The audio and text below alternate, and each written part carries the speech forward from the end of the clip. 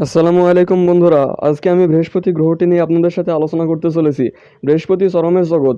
এটি আমাদের সৌরজগতের বৃহত্তম গ্রহ। যদি এটি একটি ফাঁপা শেল হতো, 1000 পৃথিবী ভিতরে ফিট করতে পারে। এটি প্রাচীনতম গ্রহ, যা 4.6 বিলিয়ন বছর আগে সূর্যের গঠন থেকে অবশিষ্ট ধুলো এবং গ্যাস থেকে গঠিত। কিন্তু এটি সৌরজগতের সবচেয়ে ছোট দিন। এটি সূর্যের অক্ষে একবার ঘুরে আসতে মাত্র 10.5 ঘন্টা সময় নেয়। বৃহস্পতির সিগনেচার স্টাইপ এবং ঘূর্ণিগুলো আসলে ঠান্ডা অ্যামোনিয়া এবং জলের বাতাসের মেঘ, হাইড্রোজেন এবং হিলিয়ামের বায়ুমণ্ডলে ভাসমান। গাঢ় কমলা স্টাইপগুলিকে বেল্ট বলা হয়, যখন হালকা ব্যান্ডগুলিকে জোন বলা হয় এবং তারা পূর্ব এবং পশ্চিমে বিপরীত দিকে প্রবাহিত হয়। বৃহস্পতির আইকনিক গ্রেট রেড স্পট হলো পৃথিবী চেয়ে বড় একটি বিশাল ঝড়, যা কয়েকশো বছর ধরে চলছে। রোমান পুরাণে দেবতাদের রাজা বৃহস্পতির জন্য গ্রহের রাজার নামকরণ করা হয়েছিল। এর বেশিরভাগ চাঁদের নামও পৌরাণিক চরিত্রের জন্য রাখা হয়েছে। বৃহস্পতি বা তার গ্রিক সমকক্ষ জিউসের সাথে সম্পর্কিত পরিসংখ্যানে এই নামকরণ করা হয়েছে। বৃহস্পতির পরিবেশ সম্ভবত জীবের জন্য উপযোগী নয়, যেমনটা আমরা জানি। তাপমাত্রা, চাপ এবং উপাদানগুলি যা এই গ্রহটিকে চিহ্নিত করে তা সম্ভবত খুবই চরম এবং উদায়ী প্রাণীদের জন্য মানিয়ে নেওয়ার জন্য। যদিও বৃহস্পতি গ্রহটি জীবিত জিনিসগুলোকে ধরে রাখার জন্য একটি অসম্ভাব্য জায়গা, তবে এটির কয়েকটি চাঁদের ক্ষেত্রেও এটি সত্য নয়। ইউরোপা আমাদের সৌরজগতের অন্য কোথাও প্রাণ খুঁজে পাওয়ার সম্ভাবনায় স্থানগুলির মধ্যে একটি। এর বরফের ভূত্বকের ঠিক নিচে একটি বিশাল সমুদ্রের প্রমাণ রয়েছে, যেখানে জীবন সম্ভবত সমর্থন করা যেতে পারে। 43,440.7 মাইল 69,911 কিলোমিটার ব্যাসার্ধের সাথে বৃহস্পতি পৃথিবী চেয়ে 11 গুণ প্রশস্ত। পৃথিবী যদি একটি আঙ্গুলের মতো আকার হয়, তবে বৃহস্পতি একটি বাস্কেটবলের মতো বড় হবে। গড় 484 মিলিয়ন মাইল 778 মিলিয়ন কিলোমিটার দূরত্ব থেকে বৃহস্পতি সূর্য থেকে 5.2 অ্যাস্ট্রোনমিক্যাল ইউনিট দূরে। একটি জ্যোতির্বিজ্ঞানের একক সংক্ষেপে এইউ হলো সূর্য থেকে পৃথিবীর দূরত্ব। এই দূরত্ব থেকে সূর্য থেকে বৃহস্পতিতে আলো পৌঁছাতে সময় লাগে 43 মিনিট। 4টি বড় চাঁদ এবং অনেক ছোট চাঁদ নিয়ে বৃহস্পতি এক ধরনের ক্ষুদ্র সৌরজগৎ গঠন করে। বৃহস্পতি গ্রহের 95টি চাঁদ রয়েছে, যেগুলো আন্তর্জাতিক জ্যোতির্বিজ্ঞান ইউনিয়ন কর্তৃক আনুষ্ঠানিকভাবে স্বীকৃত। 4টি বৃহত্তম চাঁদ আয়ো, ইউরোপা, গ্যানিমিড এবং ক্যালিস্টো 1610 সালে জ্যোতির্বিজ্ঞানী গ্যালিলিও গ্যালিলি টেলিস্কোপের মাধ্যমে একটি প্রাথমিক সংস্করণ ব্যবহার করে প্রথম পর্যবেক্ষণ করেছিলেন। এই 4টি চাঁদ আজ গ্যালিলিয়ান উপগ্রহ হিসাবে পরিচিত এবং তারা আমাদের সৌরজগতের সবচেয়ে আকর্ষণীয় গন্তব্যগুলির মধ্যে একটি। আয়ো হলো সৌরজগতের সবচেয়ে আগ্নেয়গিরির সক্রিয় দেহ। গ্যানিমিড সৌরজগতের বৃহত্তম চাঁদ, এমনকি বুধ গ্রহের চেয়েও বড়। ক্যালিস্টোর খুব কম ছোট গর্ত বর্তমান পৃষ্ঠের কার্যকলাপের একটি ছোট ডিগ্রি নির্দেশ করে। জীবনের উপাদান সহ এটি একটি তরল জলের মহাসাগর। ইউরোপের হিমায়িত ভূত্বকের নিচে থাকতে পারে 2024 সালে নাসার ইউরোপা ক্লিপার মিশনের লক্ষ্যমাত্রা। 1979 সালে নাসা এর ভয়েজার 1 মহাকাশযান দ্বারা আবিষ্কৃত হয়েছিল। বৃহস্পতির বলয় একটি আকর্ষণজনক ছিল। রিংগুলি ছোট অন্ধকার কণার সমন্বয়ে গঠিত। একটি সূর্য দ্বারা ব্যাকলাইট ছাড়া তাদের দেখা কঠিন। গ্যালিলিও মহাকাশযানের ডেটা ইঙ্গিত করে যে বৃহস্পতির রিং সিস্টেমে ধূলিকণা গঠিত হতে পারে যখন অন্তঃগ্রহী উল্কাগুলি দৈত্যাকার গ্রহে ছোট অভ্যন্তরীণ চাঁদগুলিতে আঘাত করে। প্রায় 4.6 বিলিয়ন বছর আগে সৌরজগতের বাকি অংশের সাথে বৃহস্পতি আকার নেয়।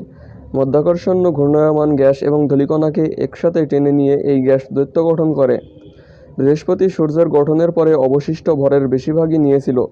সৌরজগতের অন্যান্য সংস্থাগুলির দ্বিগুণের বেশি সম্মিলিত উপাদানের সাথে শেষ হয়েছিল।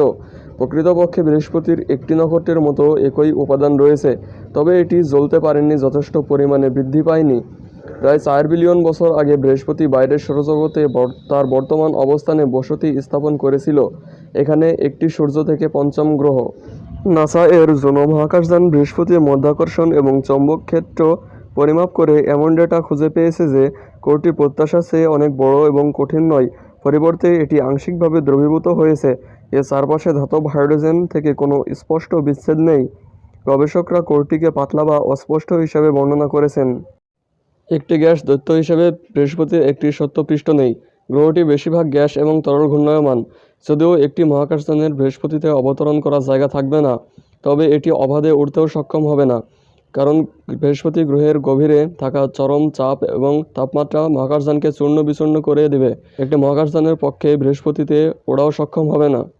বৃহস্পতির চেহারাটি রঙিন ফিতে এবং দাগের একটি টেম্পেস্ট্রি। মেঘের ব্যান্ড যা গ্রহকে ঘিরে রাখে এবং ঘূর্ণিঝড় একে মেরু থেকে মেরুতে বিন্দু বিন্দু করে। গ্যাস গ্রহটির সম্ভবত তার আকাশে 3টি স্বতন্ত্র মেঘের স্তর রয়েছে, যা একসাথে নেওয়া হলে প্রায় 44 মাইল বা 71 কিলোমিটার পর্যন্ত বিস্তৃত হতে পারে। ওপরের মেঘটি সম্ভবত অ্যামোনিয়া বরফ দিয়ে তৈরি, আর মাঝারি স্তরটি সম্ভবত অ্যামোনিয়াম হাইড্রোসালফাইড সফটিক দিয়ে তৈরি। সবচেয়ে ভিতরের স্তরটি জলে বরফ এবং বাষ্প দিয়ে তৈরি হতে পারে। আপনি বৃহস্পতি জুড়ে ঘন ব্যান্ডগুলিতে যে উজ্জ্বল রঙগুলি দেখতে পাচ্ছেন তা হতে পারে গ্রহের উষ্ণ অভ্যন্তর থেকে উঠতে থাকা সালফার এবং ফসফরাসযুক্ত গ্যাসের প্লাম। বৃহস্পতি দ্রুত ঘূর্ণন, প্রতি 10 ঘন্টায় একবার ঘূর্ণন শক্তিশালী জেট স্ট্রিম তৈরি করে। এর মেঘগুলিকে অন্ধকার বেল্ট এবং দীর্ঘ প্রসারিত জুড়ে উজ্জ্বল অঞ্চলে বিভক্ত করে। তাদের ধীর করার জন্য কোনো শক্ত পৃষ্ঠ না থাকায় বৃহস্পতির দাগ বহু বছর ধরে চলতে পারে। ঝড়ো বৃহস্পতি 1 ডজনের চেয়েও বেশি বিরাজমান বাতাস দ্বারা প্রভাবিত হয়। কিছু নক্ষত্ররেখায় 335 মাইল প্রতি ঘন্টা বা 539 কিলোমিটার প্রতি ঘন্টা পর্যন্ত পৌঁছায়। দ্য গ্রেট রেড স্পট পৃথিবীর চেয়ে দ্বিগুণ প্রশস্ত মেঘের একটি ঘূর্ণায়মান ডিম্বাকৃত। 300 বছরেরও বেশি সময় ধরে দৈত্যগ্রহে পর্যবেক্ষণ করা হয়েছে। অতি সম্প্রতি 3টি ছোট ডিম্বাকৃতি একত্রিত হয়ে লিটল রেড স্পট তৈরি করছে, যা তার বড় চাচাতো ভাইয়ের আকারের প্রায় অর্ধেক। 2021 সালের অক্টোবরে প্রকাশিত নাসা এর জুনো প্রভাবের ক্ষেত্রফলগুলি সেই মেঘের নিচে কী ঘটছে তার একটি পূর্ণাঙ্গ চিত্র প্রদান করে। জুনো থেকে পাওয়া ডেটা দেখায় যে বৃহস্পতির ঘূর্ণিঝড়গুলি উপরে উষ্ণতর নিম্ন বায়ুমণ্ডলীয় ঘনত্ব সহ, যখন তারা নিচের দিকে ঠান্ডা উচ্চ ঘনত্ব সহ অ্যান্টিসাইক্লোন, যা বিপরীত দিকে ঘোরে। ওপরের দিকে ঠান্ডা কিন্তু নিচে উষ্ণ। অনুসন্ধানগুলি আরও ইঙ্গিত করে যে এই ঝড়গুলির প্রত্যাশার চেয়ে অনেক বেশি লম্বা। কিছু মেঘের শীর্ষে নিচে 60 মাইল বা 100 কিলোমিটার এবং গ্রেট রেড স্পট সহ অন্যান্যগুলি 200 মাইল বা 350 কিলোমিটার প্রসারিত। এই আশ্চর্যজনক আবিষ্কারটি দেখায় যে ঘূর্ণিঝড়গুলি জলগুলোকে ঢেকে রাখে যেখানে জল ঘনীভূত হয় এবং মেঘ তৈরি হয়, গভীরতার নিচে যেখানে সূর্যের আলো বায়ুমণ্ডলকে উষ্ণ করে। গুলিকে ঢেকে রাখে যেখানে জল ঘনীভূত হয় এবং মেঘ তৈরি হয়, গভীরতার নিচে যেখানে সূর্যের আলো বায়ুমণ্ডলকে উষ্ণ করে।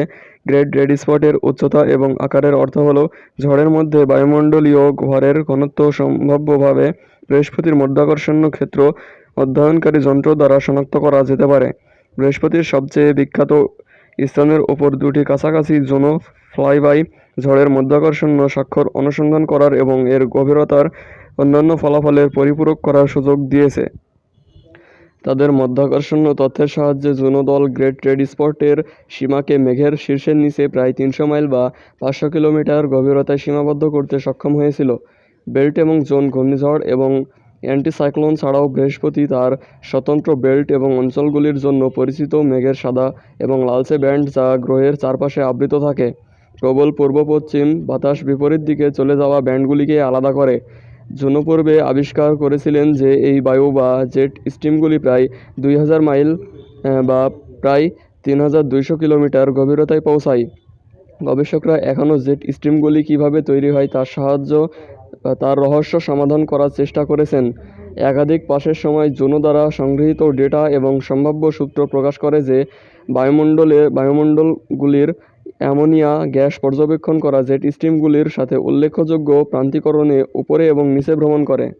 জুনোর ডেটা আরও দেখায় যে বেল্ট এবং অঞ্চলগুলি বৃহস্পতির জলের মেঘের নিচে প্রায় 40 মাইল বা 65 কিলোমিটার পরিবর্তনের মধ্য দিয়ে যায়। অগভীর গভীরতায় বৃহস্পতির বেল্টগুলি পার্শ্ববর্তী অঞ্চলগুলির তুলনায় মাইক্রোওয়েভ আলোতে উজ্জ্বল, কিন্তু গভীর স্তরে জলের মেঘের নিচে বিপরীতটি সত্য, যা আমাদের মহাসাগরের সাথে মিল প্রকাশ করে। মেরু ঘূর্ণিঝড় জুনো পূর্বে বৃহস্পতির উভয় মেরুতে বিশাল ঘূর্ণিঝড়ের বহুভুজ বিন্যাস আবিষ্কার করেছিল। 8টি উত্তরে একটি অষ্টভুজ আকার প্যাটার্নে সাজানো এবং 5টি দক্ষিণে একটি পঞ্চভুজ প্যাটার্নে সাজানো। সময়ের সাথে সাথে মিশন বিজ্ঞানীরা নির্ধারণ করেছেন যে এই বায়ুমণ্ডলীয় ঘটনাগুলি অত্যন্ত স্থিতিস্থাপক একই স্থানে অবশিষ্ট রয়েছে। জুনো ডেটাও ইঙ্গিত করে যে পৃথিবীর হারিকেনের মতো এই ঘূর্ণিঝড়গুলি মেরু দিকে যেতে চায়, কিন্তু প্রতিটি মেরুর কেন্দ্রে অবস্থিত ঘূর্ণিঝড়গুলি তাদের পিছনে ঠেলে দেয়। এই ভারসাম্য ব্যাখ্যা করা ঘূর্ণিঝড় কোথায় থাকে এবং প্রতিটি মেরুতে বিভিন্ন সংখ্যা। জোভিয়ান ম্যাগনেটোস্ফিয়ার হল বৃহস্পতির শক্তিশালী চৌম্বক ক্ষেত্র দ্বারা প্রভাবিত স্থানের অঞ্চল। এটি সূর্যের দিকে 6 লাখ থেকে 2 মিলিয়ন মাইল বা 1 থেকে 3 মিলিয়ন কিলোমিটার, বৃহস্পতির ব্যাসের 7 থেকে 21 গুণ এবং বৃহস্পতির পিছনে 600 মিলিয়ন মাইল বা 1 বিলিয়ন কিলোমিটার এরও বেশি বিস্তৃত একটি ট্যাডপোল আকৃতির লেজে পরিণত হয়। যতদূর শনির কক্ষপথ, বৃহস্পতির বিশাল চৌম্বকক্ষেত্র পৃথিবীর তুলনায় 16 থেকে 54 গুণ শক্তিশালী। এটি গ্রহের সাথে ঘোরে এবং বৈদ্যুতিক চার্জযুক্ত কণাগুলিকে পরিষ্কার করে। গ্রহের কাছাকাছি চৌম্বক ক্ষেত্রটি চার্জযুক্ত কণার ঝাঁক আটকে দেয় এবং তাদের খুব উচ্চ শক্তিতে ত্বরান্বিত করে, তীব্র বিকিরণ তৈরি করে যা সবচেয়ে ভেতরের চাঁদগুলিতে বোমাকর্ষণ করে এবং মহাকাশযানের ক্ষতি করতে পারে।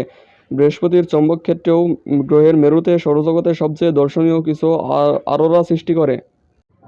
আজকের ভিডিওটা এ পর্যন্তই, দেখা হচ্ছে অন্য কোনো ভিডিও নিয়ে। ভালো থাকবেন, সুস্থ থাকবেন।